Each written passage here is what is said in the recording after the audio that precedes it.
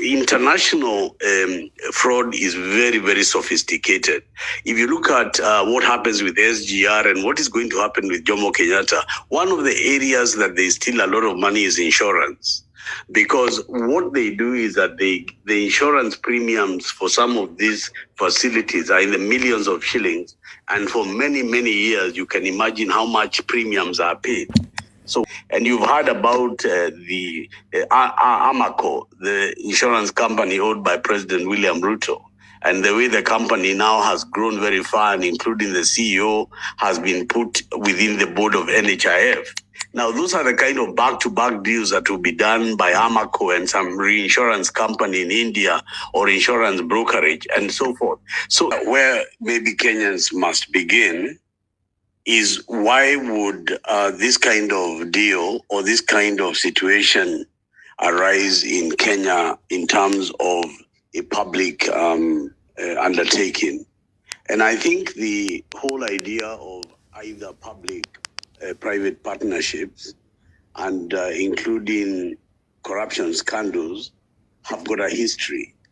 It's not lost to me that if you look back in the mirror of history, a lot of these deals come up with, kind of look innovative. They look like they are beginning with something that is useful to the country. And when you do the calculation later or look at the fine print, you find that actually there were budgeted corruption. Back in the early 90s, there was a scandal called Goldenberg International that was chiefly done by a Indian businessman called Kamlesh Patni. The Goldenberg scandal was really the government of Kenya paying a compensation through the Central Bank of Kenya of 35% for the export of gold. Now, of course, there was no gold in Kenya, and most people would agree. Certainly, in the 90s, the purported export of gold was itself just a scandal. And later, when investigators were to look at Goldenberg, they found that the whole idea was because there was exchange controls, Kamlesh Patni would mop up illegal dollars from the black market in Kenya, having sent boxes of air abroad. He would then pay the invoices by banking dollars in cash, and he would bank them in a bank called Exchange Bank, which he began for purposes of the scandal. And once the receipts of the exports were received, the government would pay a 35% compensation on all the bankings that he had put in. But the funny thing was that it cost him about 20% above the ruling exchange rate to buy black market dollars. So he was netting a profit of 15% on just buying dollars here in Kenya and re-exporting them. And that was the Goldenberg scandal. Later, and that was during the regime of President Daniel Arap Moi. Then later on, under the regime of President Mwai Kibaki, the infamous Goldenberg scandal was, overtaken by something called agro-leasing. And the agro-leasing scandal, again, in the forefront was another businessman called Deepak Kamani, who was joined by Kenyan actors. And agro-leasing itself was another monumental scandal. And it started with the central bank again. The central bank, through the beckoning of the treasury, gave a blanket guarantee that the Kenya government would pay any of the lenders who lent to the Goldenberg, to the agro-leasing entities, any money owed to them.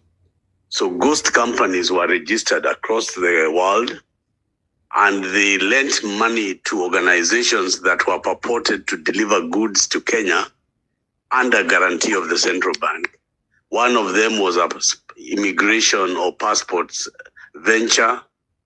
The other one was a forensic lab, and the list went on, and it was in the billions of shillings. When later you went behind the scandal, none of these things were done.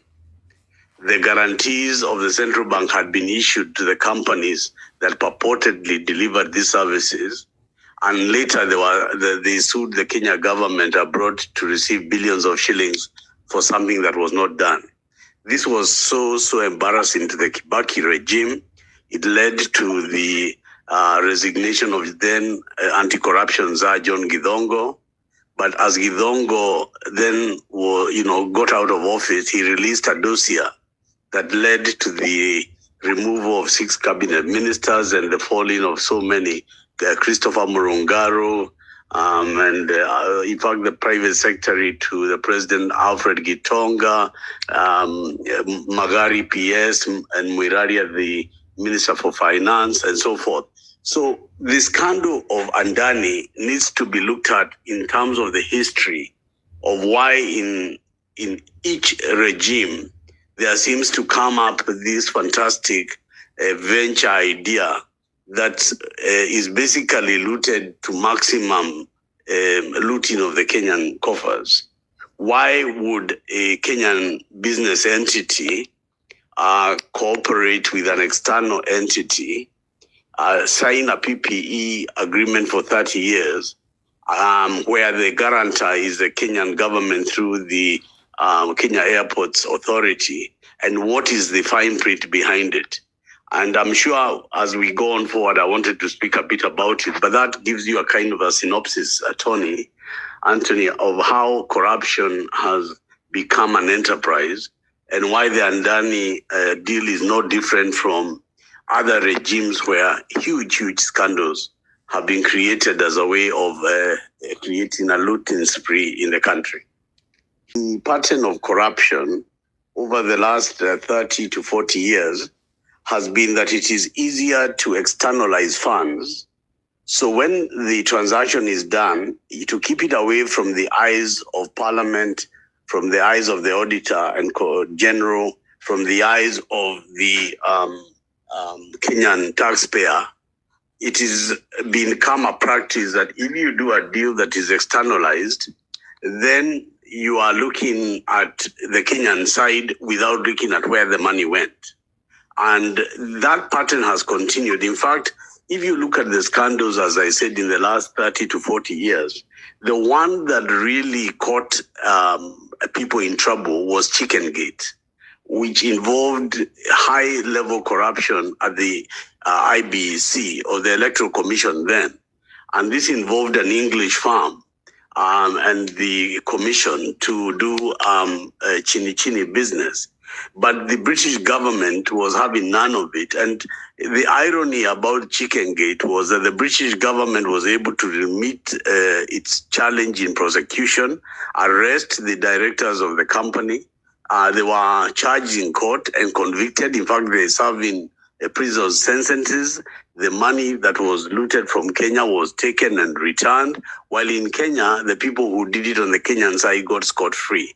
But that was because there was no appetite for corruption in Europe and particularly in England. So you're asking me why this idea of looking for India is becoming like a norm. And maybe it is because it is easier to do those deals with Dubai and India, where there are no high standards for tracing and ensuring that money which has been looted from a third world country can be recovered by its people. Such laws would be very difficult to follow in India. And I think if you look at the people behind this scam that is now developing at JKIA, there's this group of Jayesh Sayani that has been in corruption discussions before in Kenya. This is a fellow of Nairobi West Hospital. And there was a time in the Ministry of Health, he had even been banned as a supplier because of several incidents of pharmaceutical supplies. This also happened with his involvement with Breeze and clinics and other medical provision services with the NHIF. and now he's the middleman between the ADANI group and the KIA. And the idea of probably using India is because of governance, a relaxation of governance issues in India as opposed to Europe. As when you talk about a 30-year deal to take JKIA and to be able to run it through their control, the question is, because JKIA is a dollar-operated facility, that is why they want it. If you remember in the old days, there was the deal that was the duty-free, the Kenya duty-free deal, again fronted by Kamlesh Patni and some groups from Dubai. And why JKIA is a hotcake is because all the airlines and all the cargo planes using the airport pay for landing fees, fuel, all the things that they use in all the airports through US dollars. All tickets and all payments for flights are all done through dollars, and therefore the fees which are paid towards the management of the airport, including any of the facilities like the shops up there and all that, are all dollar related. So basically what you're basically doing is this money doesn't come into the exchequer or into the Kenyan economy. It goes into the ADANI banking system. So it's a revenue in the ADANI group. And the ADANI group takes those revenues and trades with them as a supplier, as whatever it will be, in all the components of the airport. And then they pay what fees they are paying to KRA or through the Kenyan taxpayer as a fee through a Kenya shilling payment. So first of all, if you look at the loss in terms of foreign exchange earnings, and you're talking in billions of shillings throughout the year, when you look at the loss in terms of the access to the profit of those enterprises paying taxes in Kenya, because they are going to be run. If the airport shops, for example, in the duty-free zone, are actually almost as though they are not in Kenya; they're in no man's land.